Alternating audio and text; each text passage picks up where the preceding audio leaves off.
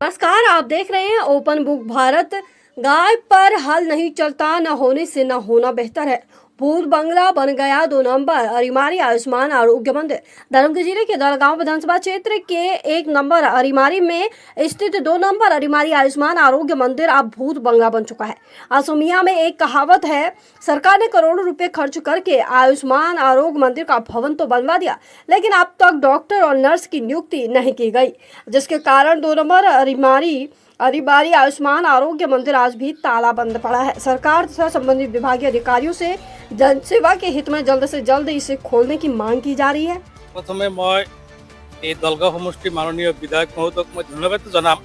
হয়তো আমাৰ বৃহৎ এই অঞ্চলৰ এই আমাৰ উপ স্বাস্থ্য কেন্দ্ৰখন দি ৰাইজৰ বহুত উপকাৰ হৈছে, কিন্তু তাৰ মাজতো হয়তো আজি বহুত দিনে হ'ল, কিন্তু এই আমাৰ দুৱাৰখন মুকলি এতিয়াও হোৱা নাই।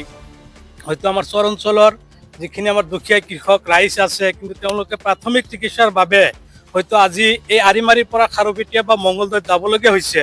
কিন্তু হয়তো আমি বিভাগীয় কৰ্তৃপক্ষ তথা মাননীয় মুখ্যমন্ত্ৰী মহোদয়ক আমি আহ্বান জনাম যে আমাৰ এই আৰিমাৰী 2 নং আৰিমাৰী উপ স্বাস্থ্য কেন্দ্ৰখন হয়তো ইয়াত বহুতো সুবিধা আছে। এইটো বিল্ডিং বনাইছে বহুত টকা খৰচ কৰি, এটা ডক্টৰ বা নাৰ্ছ যদি দিয়ে তেতিয়াহ'লে আমাৰ ৰাইজৰ চিকিৎসা বা প্ৰাথমিক চিকিৎসাৰ বহুত উপকাৰ হ'ব। আৰু আমাৰ দলগাঁও মাননীয় বিধায়ক মহোদয় আলহাজ মুজিবুৰ ৰহমান ডাঙৰীয়াৰ নেতৃত্বে তেওঁক মই আহ্বান জনাম।